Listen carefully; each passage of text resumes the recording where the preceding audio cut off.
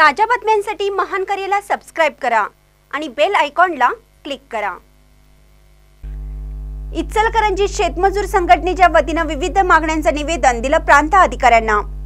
संजय गांधी निराधार योजनेतील सावळा गोंधळ थांबावा, उद्धट वक्तव्य करणाऱ्या महिला कर्मचाऱ्यांना समज द्यावी, विभक्त रेशन कार्ड धारकांना धान्य द्यावं, शेतमजुरांना दाखले द्यावे, उत्पन्नाचे दाखले न देणाऱ्या तलाठ्यावर कारवाई करावी अशा मागण्यांसाठी महाराष्ट्र राज्य कष्टकरी शेतमजूर संघटनेच्या वतीने प्रांत कार्यालयावर बुधवारी मोर्चा काढत मागण्यांचे निवेदन प्रांत अधिकारी मौसमी चौगुले यांना देण्यात आलं।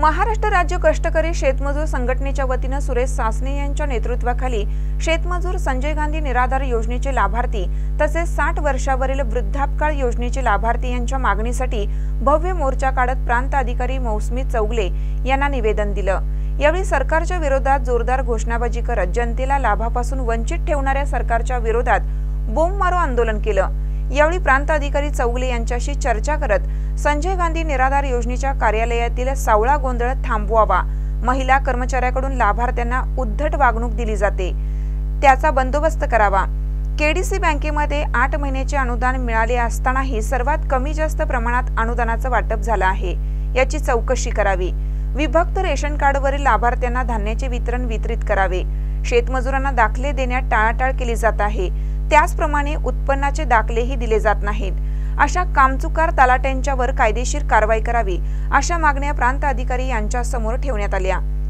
यावेळी प्रांत अधिकारी यांनी आंदोलकांसोबत सविस्तर चर्चा करून संबंधित विभागांना याबाबत सूचना देण्याचं आश्वासन दिल्याने आंदोलन स्थगित करण्यात आलं। सदर मोर्चाची सुरुवात महात्मा गांधी यांच्या पुतळ्यास पुष्पहार अर्पण करून करण्यात आली। मोर्चा इचलकरंजीतील मुख्य मार्गावरून प्रांत कार्यालयात आल्यानंतर शासनाचा निषेध करत प्रचंड घोषणाबाजी परिसर दणाणून गेला। महानकर न्यूजसाठी प्रवीण पवार, इचलकरंजी।